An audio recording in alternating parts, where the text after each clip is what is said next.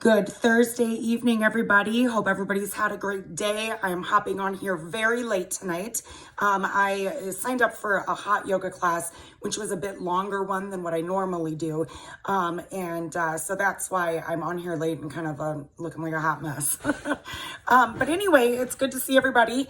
And I just wanted to touch on this, on this topic that we have this evening of accepting the past. So the whole point of me kind of, focusing 1 week on accepting the past and then next week on the future is because it's a new year. And not only is it a new year, it's a new decade.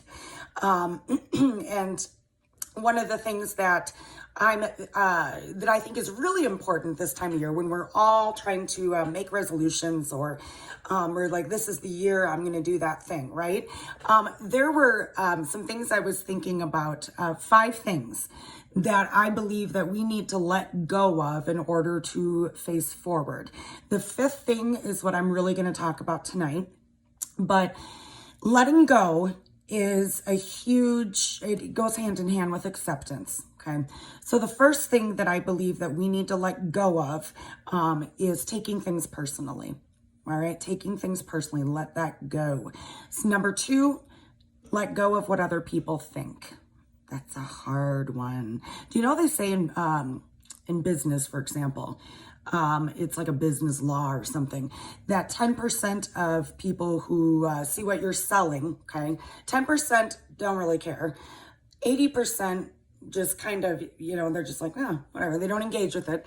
And the other 10%, am I doing my math right? Yes. The other 10% is like all in your corner. And your zone of genius, whatever it is you're selling is what they want, right? Well, think about that in life, all right? You got 10% of people in your life that absolutely love who you are and what you have to offer. So let go of what others think and also let go of trying to be something that you're not. It's number 3. Number 4, let go of the need to be perfect. All right. Perfect people aren't even that fun. Does anybody really know anybody that's perfect? I don't know. I know some people that I think come pretty close, but, and they are great people, but nobody's perfect. Let go of that need to be perfect. All right. You're going to mess up. You're going to be late. You're going to not do something. You're going to make poor choices. Let go of it. All right. The 5th thing, and this is what I want to focus on because I think it's really important. Let go of the not yet. Okay, that's very powerful. I believe that living in the present and how quickly time goes, it is so important for us to do the thing now that we want to do, that is good for us to do. Don't push it off, all right? And here's why. I'm just going to share a little bit of my story. I have said before, I can't go in too deeply into this yet, but I want to share a bit of it. I was reflecting over what all I've done in the past decade, right? Because we're into a new decade in 2020. And I was just sitting there thinking about it, and I'm like, okay, 2010, let's see. My ex-husband and I spent a month in Scotland and England, and I got pregnant with our first kid and became a mom. Okay. I closed my first music studio to be a mom. I got pregnant with my second daughter, had my second kid. I ended up getting a divorce and left everyone and everything that I ever knew in the town I was in, my support system, my friends, my house that I absolutely loved, my marriage, all of that. I left that and moved to Madison, okay, in 2015. What else happened since then? I continued I navigated my way through being a single mom and opened 3 businesses. So a lot has happened. A lot happened in the first 5 years of that decade. A lot happened in the second 5. There seems to be almost like a cutoff point of the 2, right? One thing that I think is really important, though, when we're talking about the past and talking about accepting it for what it is and what to let go of the not yet. Because I will tell you, and I can't get way into this, but when I reflect back on all the things I had to let go of in order to be where I am today, in order to be healthy, it was the hardest thing I've ever done in my life. Okay. It was the most traumatic thing I'd ever gone through in my life. Making that decision to hop off of that fence of uncertainty and to leave my husband and break up my family. After sitting on a fence thinking about it for 4 years, knowing that I really needed to do it, I had no choice. I can tell you that I had no choice. I had to go. But that did not take away fear and uncertainty. It was the scariest shit I've ever gone through. Okay, I was a stay-at-home mom, completely dependent on my then husband, of 2 little kids, ages 2 and 4. I had a wonderful, tight group of mommy friends who I was raising my kids with. My ex was like almost always at work, that I was raising my kids with and who I was very, very close with, close-knit. I loved my community. I loved my house. I loved my life. But at the same time, I had to leave. I didn't have a choice. When I actually left, you guys, that is the biggest letting go that I've ever had to do in my life. I had to let go of my home, my safe haven. I had to let go of my ex-husband. I had to let go of the entire,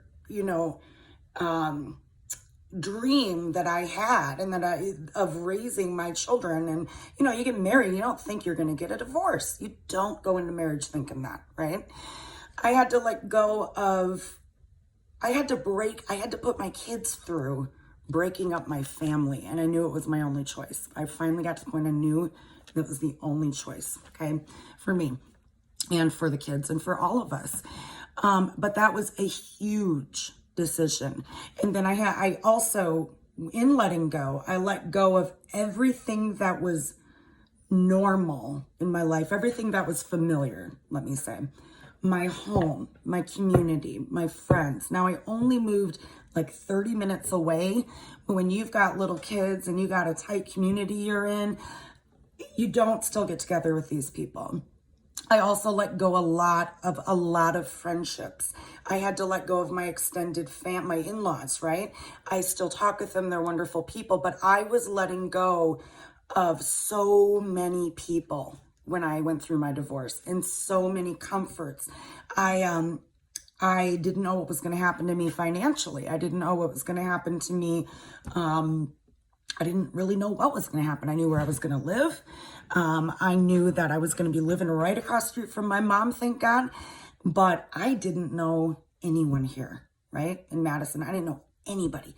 But I had to do the thing. Number 5, like I was saying, with letting go. Let go of the not yet. Now, I'm not sitting here trying to encourage people to get divorced. That's not what it is. But what is that thing that is on your heart that you have to let go of, okay? And what is that thing you are dying to do, you are pining to do that you know is best for you? What is that not yet for you? Because I will tell you, I am a living, breathing example of doing the scariest, shitty thing ever, all right? And once you even let go, like for me, letting go of a marriage and all of that, it does not just go away. People think, oh, you're divorced now, you must be so happy. No, there's so much work you got to do, right?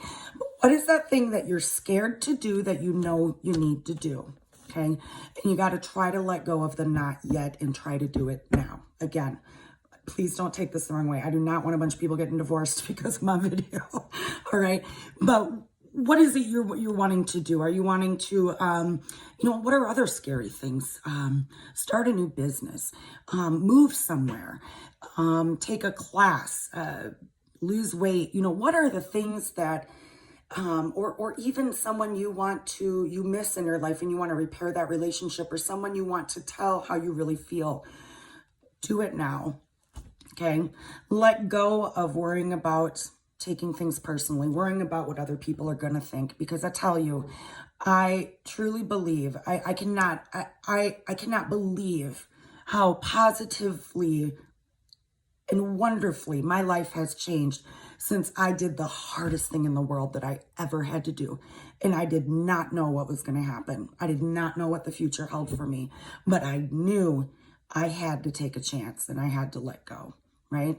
Since then, you guys, I've never been happier. It did not happen overnight. I would say it's taken me 4 years really post moving out to really figure out who I am. But because I let go of that, it opened up my life, my mind, and my focus to the present, what I want to do now, and what my goals are for the future. If I wouldn't have let go, I would not be what I'm doing. As happy as I am now, as healthy and fulfilled as I am now, with my self-esteem back and a drive for life that was so dying back then. I would not be there if I hadn't let go. So I just encourage you, after, I know that was super intense. Thank you for listening, but I encourage you to think about, letting go of those 5 things I mentioned, but also what's the not yet thing. Okay. And remember the quote, like Rachel Hollis said at the end of her quote, she said, "You don't have control over what happened to you, but you do have control over what happens next." I believe in each and every one of you. All right. And that is all I got for you tonight. I hope that served you in some way. Have a great rest of your night, guys. Bye.